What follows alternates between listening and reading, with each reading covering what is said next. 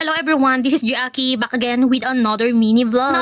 Another series ng buhay namin ito. Hala hindi. Ito na nga yung pangalawang araw ng aking rest day at ito nga, nagsaing na ako at nag-init na nga din ng tubig. Yan nga, gumising na ako ng mga 11. Umaga pa ba yun o tanghali na? Hala, napagod nga ako kahapon, kakalinis ng bahay namin. Kaya naman ayan, natanghali na nga kami ng gising ngayon. Bago natin simulan ng araw na to, ako nga muna ay naligo. Dito na nga rin pala si Aki dahil nga siya ay rest day din. Bihirang-bihira talaga na magkasabay kami dalawa ng rest day dahil magkaiba nga kami ng schedule. Dito na nga kami kumain sa sahig at sabay na nga rin kami ni Aki. Maya nga din na medyo pahapon na kami nga ay nagpunta ng Nobo. Dahil nga may bibilhin nga kami. Alam mo natin na nga, pumasok na nga kami dito at para magtingin-tingin nga muna. Napakadami din nilang sale dito na nakakainganyo talaga bumili. Pero wala sa budget natin yan. Hala hindi. Ito na nga lang binili namin dito ang 3 pirasong baso. Paano ba naman kung saan kami nagkakape, doon na rin kami minom ng tubig. Kaya naman ayan nga, sabi ko nga kay Aki, may oras nga kami, bumili nga kami ng baso. Kung na nga alam kung sino sa amin dalawa ni Aki nakakabasag ng baso sa bahay. Ayan nga, basag mo, bili mo. Hala hindi. Ito nga lang pala binili namin dito at kami nga ay maya-maya nga din. Ipuuwi na nga din. Konting shot lang nakuha ko dahil sabi nga nila bawal nga daw. Ang tigas talaga ng ulo ng babaeng ito.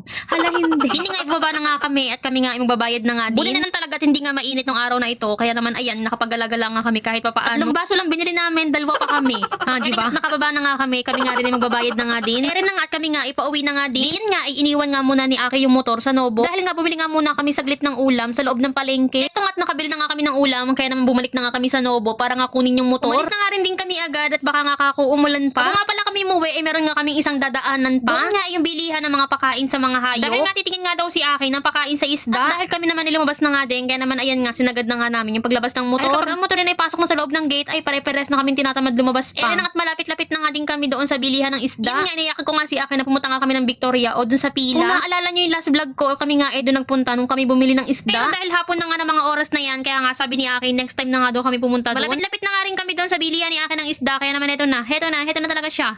Hala, ang OA na. Tama nga din, natitingin nga din ako ng kusot ng aking hamster. Kaya nga at naabutan nga namin sila na bukas pa din. Buti na lang talaga at naabutan nga namin. Agad naman binaba ni Aki yung helmet at pinarada na nga yung kanyang motor. Nauna na nga ako bumaba at ako na nga nang unang pumasok. Kaya nga din, kasunod ka na nga rin diyan si Aki at nagtingin-tingin nga din siya ng isda. Medyo may ilang pa nga siya mag-video dyan at baka nga kakubawal na naman. Pero dahil matigas ang ulo natin ay for the go. Hala hindi. Kaya nagtingin-tingin si Aki ng isda at ako naman nagtingin-tingin ng mga gamit para sa hamster. Huwag kayo nagalala dahil tingin-tingin lang muna yan. Wala pa tayong budget dyan.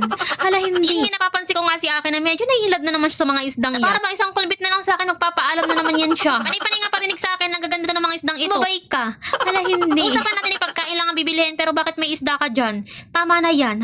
Hala, meron nga siya nagugustuhan diyan at nagtanong nga siya kung magkano nga yun. Inabot nga daw ng 350. Ano naman ang sagot ko, lumabay ka dyan. Hala hindi. Ko next time na tayo bumili kapag nagpunta nga tayo ng pila dahil mas mura nga doon. Kahit naman siya, inamahalan nga din siya. Fast forward na nga natin at nakauwi na nga kami at ito nga, dumating na nga yung mga parcel ko. Yan, ito nga, nag-unboxing na. Hala na naman tayo, baka naman pwede kong malaman kung tiga saan kayo at saan nakaabot tong aming vlog na ito. Dahil ngayon pangalan, nagpapasalamat na ako sa inyo. Yun lang, salamat!